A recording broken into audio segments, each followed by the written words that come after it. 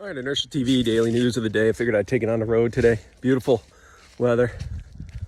And I came to Sable Chasm to do some mountain biking. And actually, not to do mountain biking. I'm working on some trails. But so we got the social distancing enforced here. And today we'll be working on a section of trail. Right, here's our map. We're putting a new section here in this big blank space. So, do a little clipping. Yeah. Look at the Harvester Mobile. We'll do a little mountain biking. I know you're gonna find this strange, but I never take anything out of the car.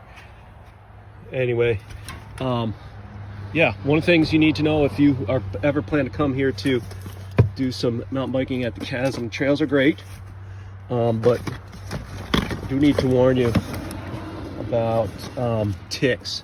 So we tend to use, they say DEET at least 25% or more, and I've had good luck with it, with not many ticks. Actually, I haven't had a tick in a couple of years. What I do is I soak my clothing with that stuff, and then I just wear the same clothes every time.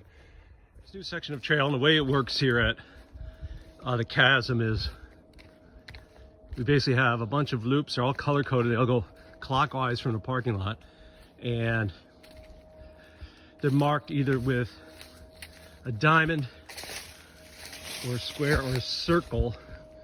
And you know, diamond means it's mostly single track. Square, like we're here at a junction, means it's mostly a double track wider. And circles are basically just our easy loops, our quick little loops. And they're all named after metal song. I mean, the loops themselves are named after bands mostly.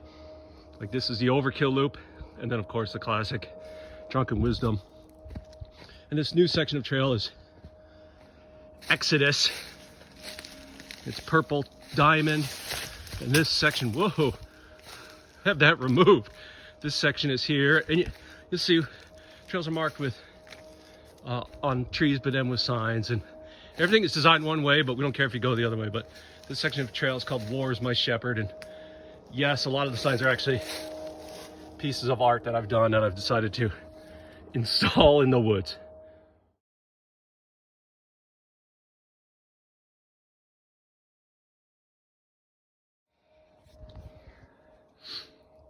All right, here we are, right? So the way we do it is I kind of do the trailblazing, and then we have a group come in and do mostly Brian White these days, doing the preliminary bulldozing here. And then once everything is done, we'll have sweepers come in with leaf blowers and chainsaws and things like that. So you can see where Brian's been establishing a single track, and he got to about here, a lot of just raking. And then from here on out, you can see I've marked, and I've done a preliminary cut. So I mark and I use loppers, and I basically cut a path through. And Brian will come through with his saws and rakes and stuff, and yeah. All right, let's get back. All right, so I'm gonna do some work today, and you know, I'm an artist, so the woods are my canvas, and this is my brush. What's nice about building mountain bike trails, versus like any other hiking trail or road or something, is you don't actually have to get anywhere. You just gotta find all the cool terrain.